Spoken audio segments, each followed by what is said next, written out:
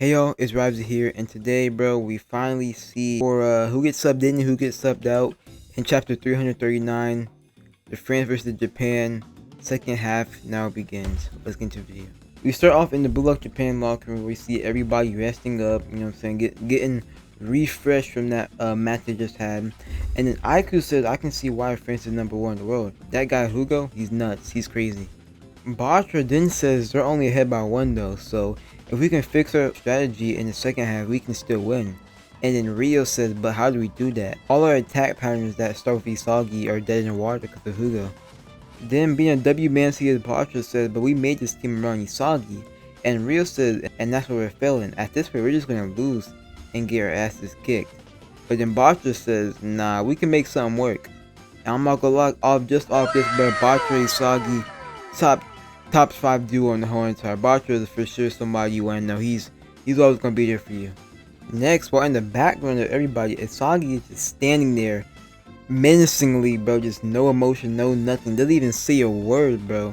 Cause I know in the back of his mind, he's like, damn, I really thought I was cold just to get humbled by Hugo, bro.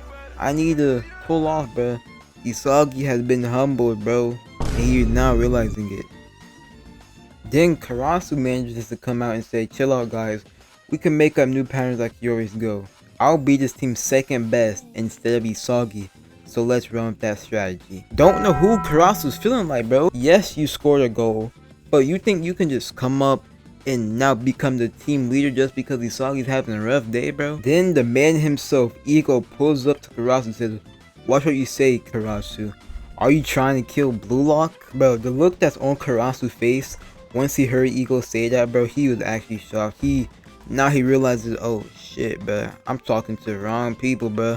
My fault, OG. Then Ego says, I applaud your quick-witted play change, but the problem is your mindset. Partway throughout the first half, it looked like you giving up on scoring your own goal. What was that about, Karasu? Then Karasu, dead silent, says, well, I thought that would be the best for the team. Then Ego spawns right back and says, and I thought I told you that those who fight for the team are worthless trash. Like, dang, Ego, no teamwork going on in Bluelock. I know it's all about the whole entire Ego, but not like y'all still score, but be happy about that. And he says, if every soccer player tries to play in their line with just suitability, in the end, it will be nothing but a competition of physical abilities and tactics. France is a multi-ethnic country with a broadly welcoming country. The variety of talents produced there leads to a diversity of soccer techniques, and it makes it easier for suitable talents for every position to be born. So, if France assembles an outstanding team of players handpicked for the suitable talents, do you think Japan has any chance of winning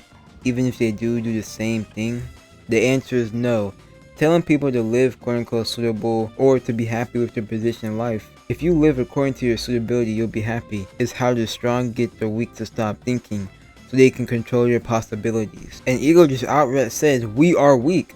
If we live suitable, we can never change the world. That's why I told all of you to be strikers. This philosophy of going beyond suitability is the heart of Bluelock. Imagine that you could live 100 times. How many of those times could you become the world's best striker?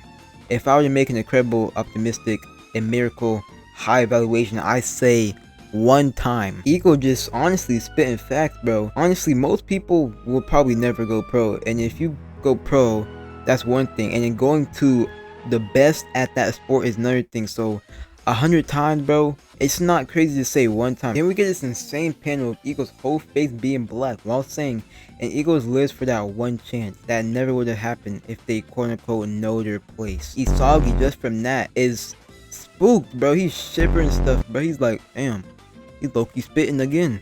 And Ego says, yeah, you can't deny that our current approach ain't working, but if you want something new, first you need to let go of something old. We're dropping our Isagi-centered strategy. Faces that everybody has right now. From Ego himself saying, yeah, Isagi, bro, you're no longer the center of our team, bro. We getting a whole new formation. And you're gone, bro. We need you, but we don't need you at the center anymore, man. Then we cut back to the France locker room, and we finally get to see the French coach. His name is Adin, bald, looking like Kaiser I've been here, but Kaiser but bald. He says, you guys are the strongest generation. You're God's once-in-a-century chosen one. You won't just change France's history. The incredible collection of talent will change all of soccer forever. And bro, I don't know if it's just me, but what you think?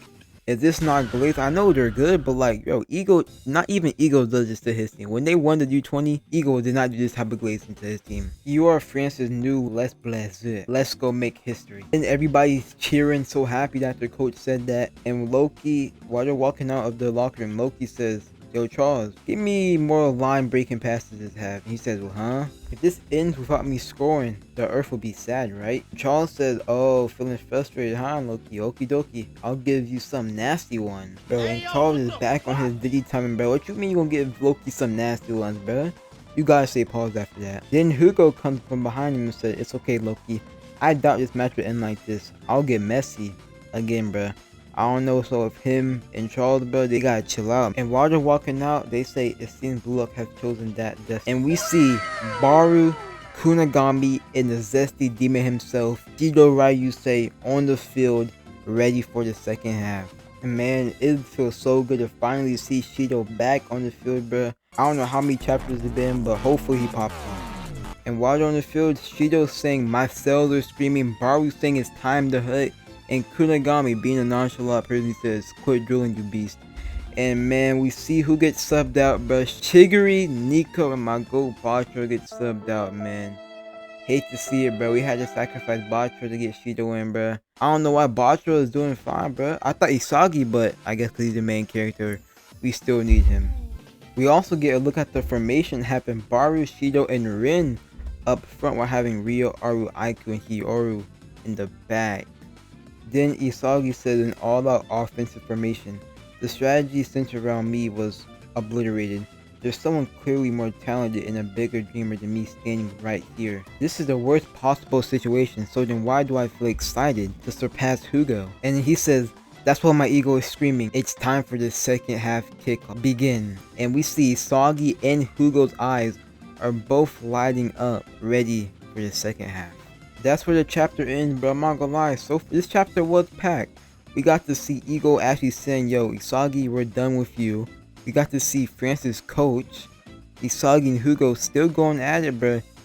Especially Burū, Kunigami, and Shido are now in the game after how many chapters, bro. We already know Burū and Isagi are gonna have a rivalry.